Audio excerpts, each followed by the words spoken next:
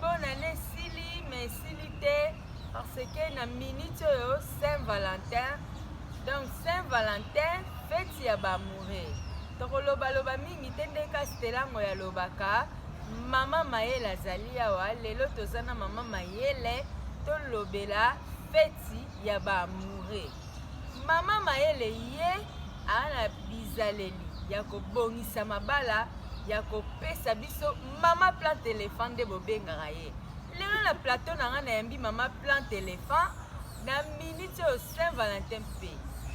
Po esimba Mama Mayele aza. Nalinga mingi koloba nga moko te toyoka ye mukie bongo nsima nango tokokoba na lisolo na biso. Mama mbote. Bote maman Mapendo.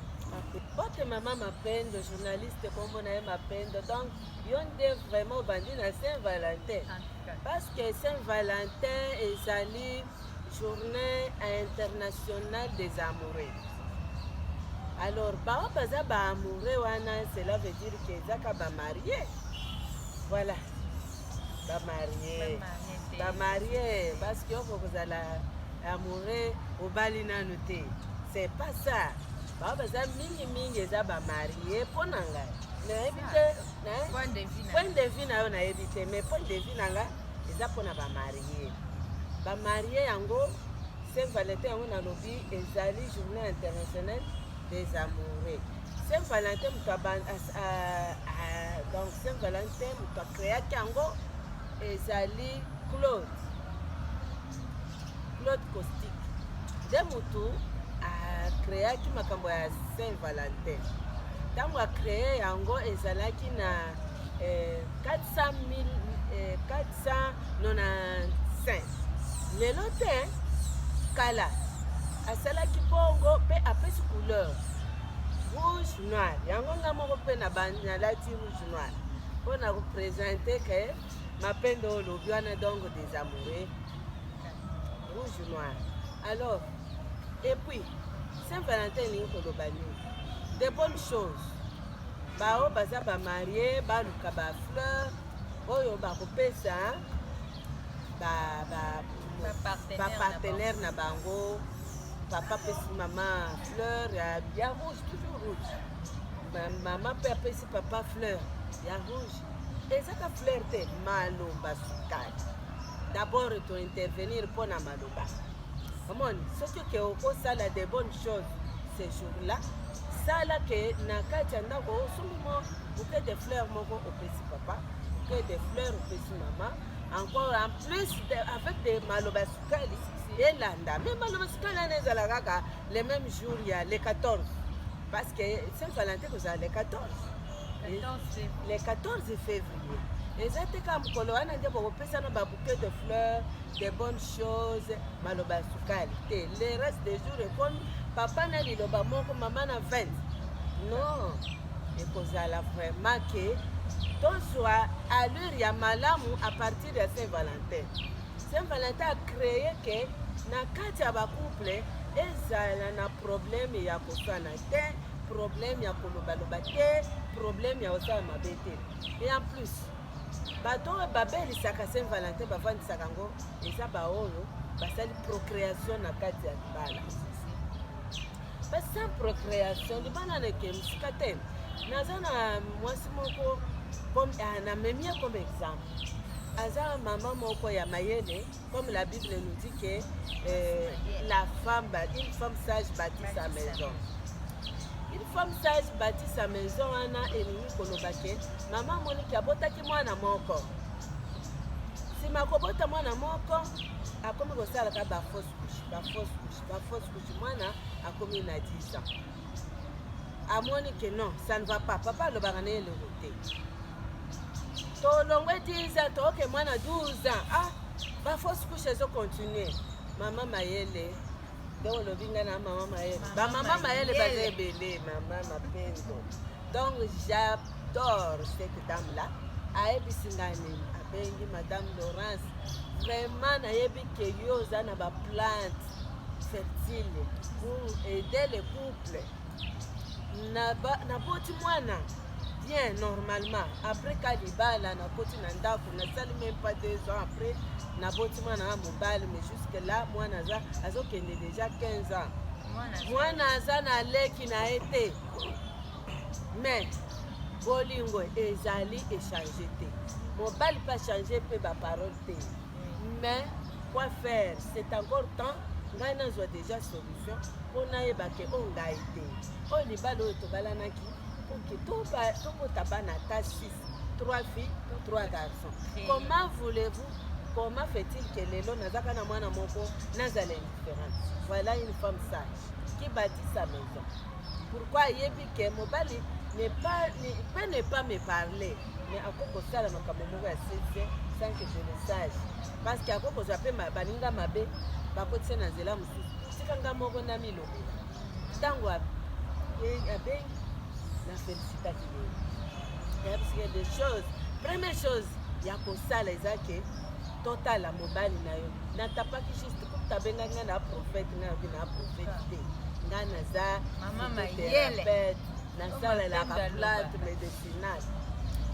Na ebise que si la net ici, bobota ki da mwana mo. C'est que mobile wana aza moboti. Yo poza moboti. Donc il y a des empêchements, soit mobile wana aza na hémorroïde. Quelque part. Il doit avoir des hémorroïdes. Alors, maman, on t'appelle juste. Pourquoi un chauffeur à grand car? Un chauffeur à grand car, à Tambousakango, tongo tipo quoi? Soit il y a là, pour Kananga, voilà. Pourquoi il y a un retard à Kokoni? Et ce n'est pas seulement ça. Avec hémorroïdes, frapper, il y a un épaisseur, les sous-sous, asthénie physique et asthénie sexuelle. Bon, comme ça, nako bandana yo. On sait combien de fois de fausses couches. Tant de fois sauf fausses couches, et cause elle a déjà badéché katikani na kati ya libo. Et comme ko tambola o lobi na zana nyoka ka o libo na ngai tambola kandisi eninga naka. Alobi voilà, alobi o tapé juste. Alobi ça va. La peste traitement. La peste d'abord traitement et pas moi si. Il y a un entretien. Kosokola libulu, kofongola ba trompe, kosokola ba ovaire, kopesa traitement moko oyo kopesa ye ke azala mutu. Nazala mutu na sens ke azala na appétit. Azonga ye. Azala na appétit ya ndako. Sikoyo papa pe na pesa traitement hémorroïde, na pesa ya force. C'est fini na minute oyo na ye ko témoigner. Parce que na période oyo sazo tokoti ya bassin ya Saint-Valentin basi bamiyebaka ndenge ya kovandisa Saint-Valentin yango na bandako. Moni ke mama a trouvé solution mpona mobali na ye, mpona foyer na ye, mpona bana na ye. Na minute asi a concevoir mais azoseyebisa nga nini alobi mais soki nabengaka yo te aza même pas na Kinshasa wa aza na mboka ya Kolezi mais abengaki déjà napesaki ye traitement na ye ekendeki na urgence azwi aconcevoir omoni mama maye mwasi oyo atunaki azelaki teke mobali bamosusu bavandaka mitiki akoloba te ti mobali akobanda kobiskile ye te omoni obotaka no te bando oboti mwana moko naluka mwasi mosusu boye abotelanga bana me ye moko amonaki ke no nakokotika tan wana te naluka aluki yango nalobi oyo esanzi ya Saint-Valentin bolingo eza koyeba mobali na ye azomanke nini mama na bando okataka yo mama maloba moke parce que na kati oyo deja maloba na okobanda okataka yo mama maloba moke ntango namonaka yo namonaka naza na mama mayele baki na bino naza na mama mayele ndenge mama mayele auti koloba mwasi mayele atunaki mama tuna na yo parce que Saint-Valentin oyo mama mituna eza ebele omona papa akimi na ye Saint-Valentin parce que na introduction na yo tout à l'heure otaki koloba Saint-Valentin ezali fete ya bamarie mais nga nalingi na contredire oyo moke mama oza journaliste oza munganga oza domaine moko te Saint-Valentin eza fete ya bamoureux célibataire na bamari etant munganga oyebi ke ozobikisa bamama na ndako na bapapa na ndako soki bamisalisi te bake libanda. Merci mpona oyo olobi ekoki kozala bongo mais mpona futur marié tolobi mpona bafiancé aussi nakopesa raison ndambo mpo ngai nakolinga te mwana na ngai aza jeune fille na babali te aloba makambo ya Saint Valentin komaza nakolinga yango te mpo naza monganga nakolinga te omoni yo oza journaliste olobi même pour les célibataires non pour moi pas question parce qu'il y a des épidémies baépidémie ezali des maladies sexuellement transmissibles bana bazokende okutana bamakambo ebele toboyi bana bakota na Saint Valentin bamarie kaka epuis yango moni mwasi mayele atunaki naboyi mpona bacélibataire parce que ntango ya bacélibataire akoki kosala de n'importe quoi parce que aza na conjoint te mais comment ya kospete Saint Valentin to il faut kopekisa bacélibataire bazela mais sauf que bolingo yango toko koloba eza kaka mpona bolingo ya kobalana tusa non ngai nakopesa yo journaliste na ngai Fleur mokolo wana nakopesa yo mpe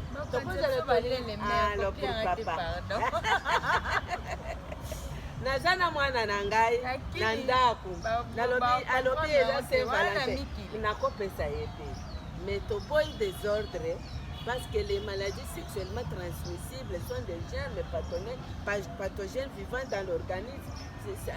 Et puis ils sont très contagieuses. Toko kotika bana te mokolo wana ke bokende bomata eza fete te bana bazala na ndako kaka ndenge meme na minute oyo oyebi ke toza confine tobai na bandako mpo so tobima ifo tozala bakatine. Alors comment moto akobima kenga nake na Saint Valentin non Saint Valentin na bandako sala opapesa papa Fleur mama pesa papa donc les vrais Saint Valentin yango wana nde eloko tozoluka. Mama nazokomprendre yo nayebi te mituna ya journaliste eleka makasi motuna na ngai ezalaki eta monganga o prévoir na barencontre oyo kozala na balabala na balabala na biso na RDC monde partout tokomonaka bamarie na nzela te tokomona na bafille na biso ndenge outi koloba yo oza responsable oza motu marie oza na bakalite na yo mosusu mais Saint Valentin actuellement bakino bazolandanga ndenge biso tofetelaka Saint Valentin okomona minere na moninga nde minere na balabala okomona mutu mosusu mwana marie te kwa sikoyo ntango bazokende bainfection ekokota bamaladi ekokota ya ndenge na ndenge sikoyo yo etant monganga nayebi te ndenge nini tokogere Saint Valentin nde conseil nini yo oza koluka oyebisa na bacélibataire na bamarie. Merci beaucoup pour la parole journaliste.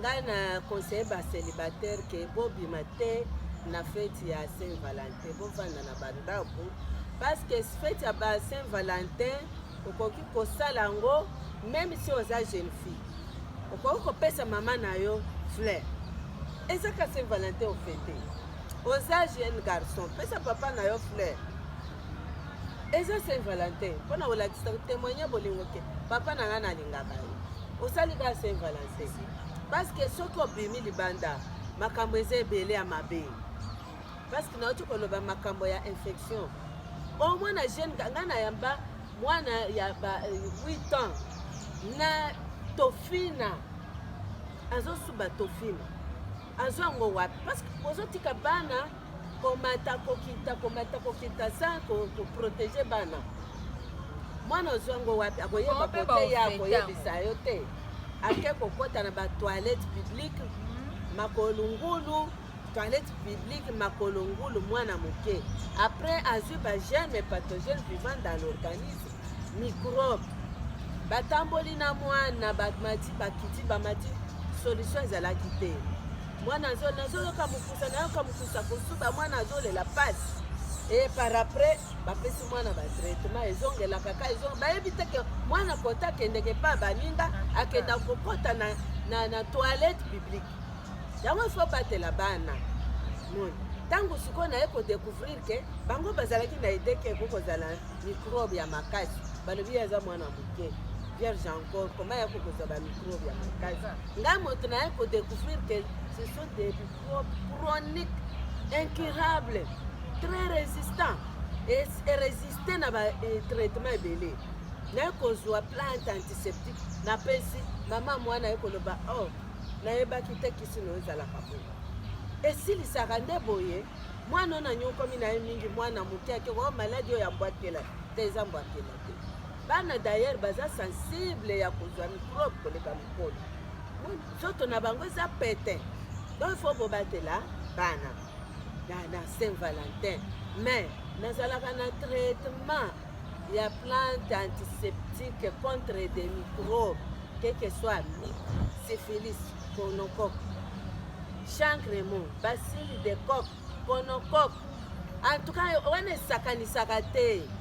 Nabenga ngo silisa tembe ya microbe ata balobi ke yo parce que maman mususu balobi mere microbe esilaka te na mokili oyo so ozwi yango omemi nkambo omela kisibon mabe omela oboy mabe omela oboy ekiti moke ekozongela nasali ekobo te me namona kaka microbe yango eza kokontinue nameli ekiti pression enayoki mokusa esili nga na nzoto natiki komela ebandeli mibali ndenge moko balelaka bongo oyoka na nzela masuba neti bafurni bazolia bafurmi bazolia ngai bafurmi bazolia ngai masuba mpona kosuba moto aleli masuba ezobima na pression te ezobima na pasi eyo ya kokwea kaka awa masuba yango couleur jaune masuba yango couleur rouge nini ayebi te kote ya azwaki otuna ye ozwi yango wapi nayebi te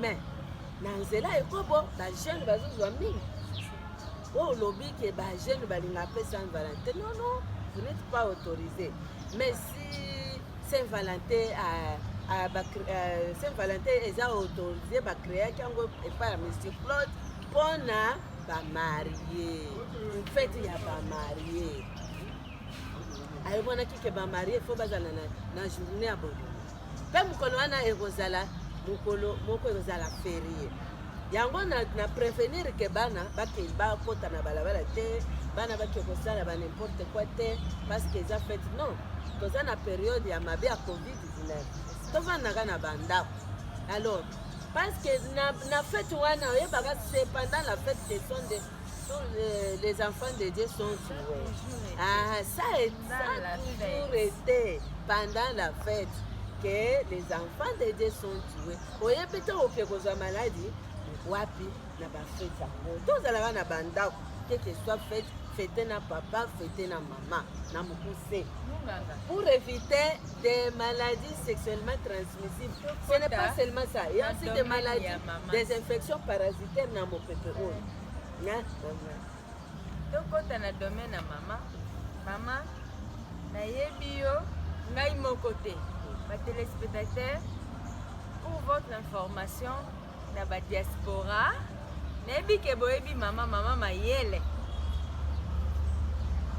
dem totia caméra kotalanga bien nalinga nayamba mama oyo omoni mama soko ozwi na plateau c'est-à-dire que nayo journaliste ozosila maloba la dame si parle bien elle parle très bien mais tozali na domaine ya Saint Valentin ngai namemi na domaine na ye ya baminganga mama bayebi yo mingi plante éléphant plante antiseptique nga ebouleverse ngai journaliste nayebi yo plante éléphant mais sikoyo lelo obeti biso plante antiseptique toyebi basavon antiseptique bamekako eyerenia kala yebisa biso nanu mpona sa pipe te eza ebele bapesi nga mpe rien mais yo lobala nga nanu ntango olobeli plante antiseptique.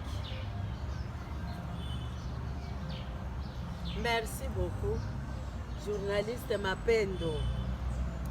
Plante antiseptique elingi koloba boye. Il y a des espèces de plantes botaniques. Pas plantes, des espèces de tiges, des places de fleurs et des espèces de racines. On a travaillé à Kanango, mais associé à la pharmacie. Pour bailler la toxication à ma mais je vous assure, les produits bien améliorés. Pour naïeba, plante antiseptique et zingikolo ezo salamusani na zota. Na sina yamba, batu na lobi na baka oyo, ba plante antiseptique c'est ça là. Na yamba une femme là, o azalaki na problème ya ba défaut konoko. Ba défaut wana esalaki ke atrophie ebanda kosalama na nzoto na ye. Mwana moke abotami na ndako ya baboti ya mwasi amonaka baperiode mensuelle te, mwana wana akoli na badefo wana, tolo ezoya te, tolo ezovimba ndenge mwana azalaka mo 12 ans, omoni ke mwana développement mamere na ye ye te, aye te, mwana wana bali. Me ntango mwana bali kobota ezalaki te, ntango azangi mabota batamboli na ye monde entier, kote ya yo kaka kote baswanyaka aliata makolo, solution ya kobota na ezalaki achangea mibali, kobota ezalaki te.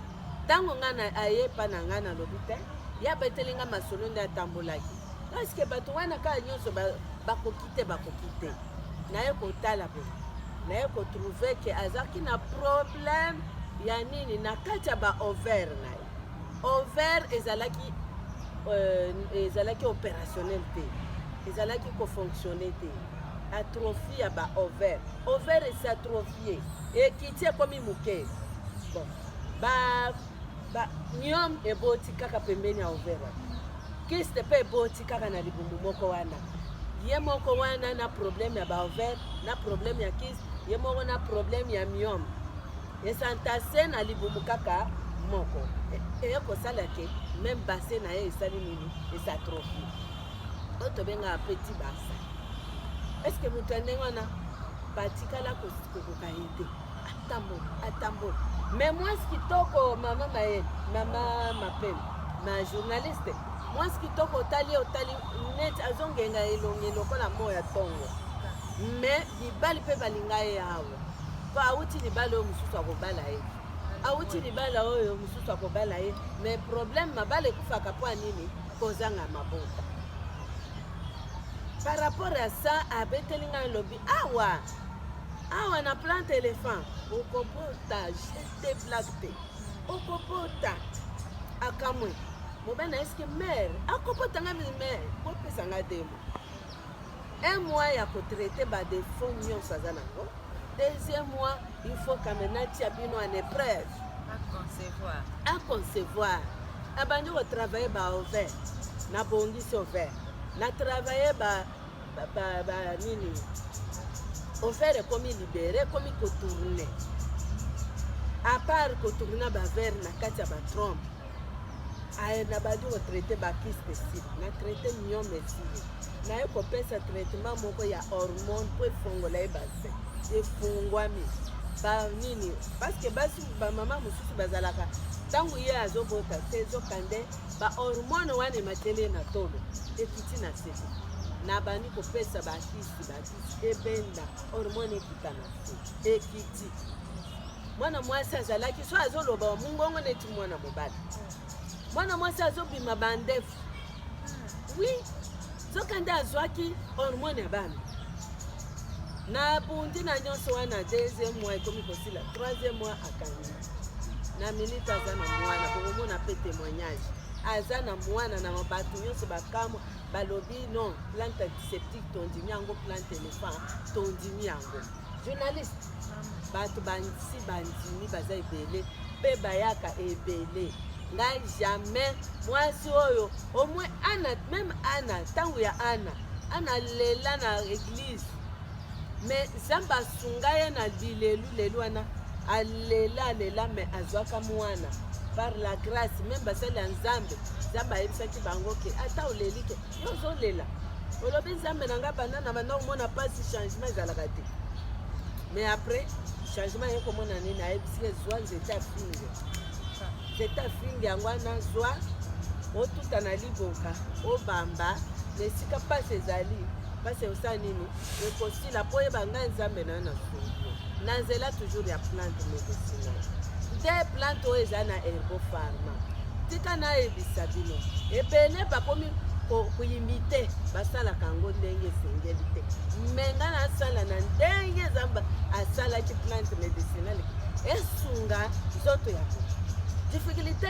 nyonso ya nzoto esila na plante elefa na plante antiseptique plante fertile likambo ya kobota eza plante fertile likambo o nini ba microbe plante antiseptique toke sikoyo ke o plante elefa yenda nyata so nyati esili nzambe ya herbo pharma na nzambe ya bao bazobela omoni plante elefa nayebi soki ye nde mokonzi ya baplante du monde entier plante moko eleki plante elephant eza te talaka elephant mais bomonaka ndenge azalaka wana mais azala na concurrent na ye ya plante médicinale oui na banzete mpona aza lokola ne ye nde bo nalobi monde entier nalobi kaka na afrika te nalobi monde entier na banzeta na badiversaire alors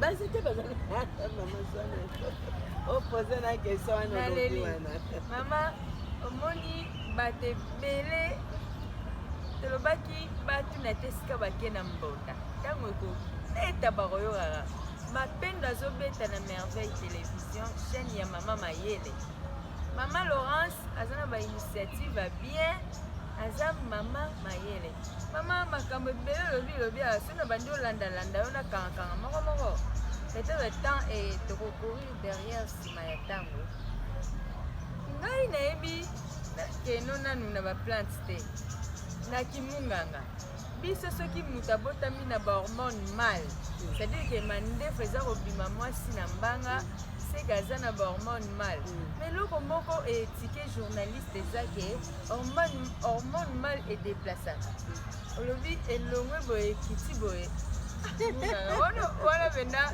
olalisi mapendo hormone hormone esilaka journaliste hormone d'abord esilaka ekosila yo ya mobali to ya mwasi esila nde tomona mobali ya ye hormone se esili akomi na problème ya libido moni manque de azangi ensemble ya baliquide de procréation eza te moni eza te nde omoni ke abalaki mwasi oyo mwasi akei mwasi wana akei kobala mwasi wana aboti abali mosusu mwasi wana akei ye atikali aboti te or ekoki kozala ke papa wana ankesaki bamaladi songolo eyekokuta ekoti na kati ya mabota na ye emeli bamboto bamanda kala wana esila eza lisusu na kati te ata asalisi examen ya spermogramme bamoni ke eloko ezali ebien ezali me ya mike ekosala eloko te wana ekoki kozalaki azwaki par exemple des germes pathogènes microbe tel que chlamydia ou bien azwaki microbe ya staphylococcus ebomelaka bamibali mabota mwa mobali wana aboti te mpe akobota te ataki azwi mwasi ababengani ye na libala aza na mwana bebe ye ntango akozwa mwasi wana esili libota mwasi wana etelemi abota lisuta nde akomi kaka mwana wana ya ngai nzokende ya ye te alors c'est pour cela ngai nayebisa bana mibali oyo baza na baka wana te il y a une plante oyo eza destiné ya koproduire baliquide spermatique po procréer quel que soit que ezalaki di ya bainfection kozona plante antiseptique après plante antiseptique toza na plante hoste wana eza kaka mpona koproduire bahormone ya bana mibali après bandakala wana babandi kopina lokola liziba na mai po mai wana so eza moke oyebi ke soki ke liziba eza moke mai moke tia mbisi kuna mbisi aza nini aokufa mais soki tiko otie mbisi na liziba mai ebele mbisi wana mai ezotyola mai ebele mbisi wana akokola atie maki aboti bambisi mosusu. Voilà ce qui se passe chez les hommes. Alors naza na traitement oyo ezocreye bambisi wana ebele mpe likaboti babengi papa mapasa bien oh ekomi critique ata babotaka abota bana mosusu atamboli te mosusu atamboli te mosusu. Voilà parce que alekaki na Herbo Santé koluka kisi wana. Bon tokokende mpe na kote ya bamama oyo baza na hémorroïde. Komoni bamama bayebaka ke hémorroïde ezalaka kaka epa bapa orta na ya bamama bazali neti na sujet tobandaki na wa Saint Valentin mais mama soki eza na hémorroïde opesa bapa babouquet de fleurs mais ça c'est faire soigner les hémorroïdes wana tolobi na nde ya kimokolo papa mpe hémorroïde ezobuka mokolo Saint Valentin yango wana feti tokofete yango na ndenge nyonso ya kimokolo na ya moi mais tobongama Herbo Santé aza wana mpona kobongisa bamarie oyo bakofete Saint Valentin babongamaka deja mpona kati yo émission ya butu ezali ya moi ezali mama mayele azali to désannonce mpona émission ya moi mais mama aza na mambo ebele oloba nayobana batelespectateur mama aza bibliothèque tokoka te maloba boye esalaka biso mpasi na mawa mais lokola tozocontinue mama apesa bango horaire mosusu ya soir parce que technique ezosala biso défaut epuis ezosimile biso ke tokondo adésannonce déjà natiki maloba na mboka ya mama baye nyonso balinga mama Laurence bamesanola wana lobaka mama mayele ça n'était bapapa oyo bazosouffrir problème ya varicocèle ezali affection moko oyo ezosala dilatation des veines pneumatiques ezobloke écoulement ya mai wana nde okomona ke ekobloke mwa mobali apesi stérilité moyen se procréer eza te traitement nango ezali bana ss toza na problème ke baza na maladie oyo tobengi ke maladie de mutation parce que à partir ya groupe sanguin ya baparent nde oyo basali mutation na bana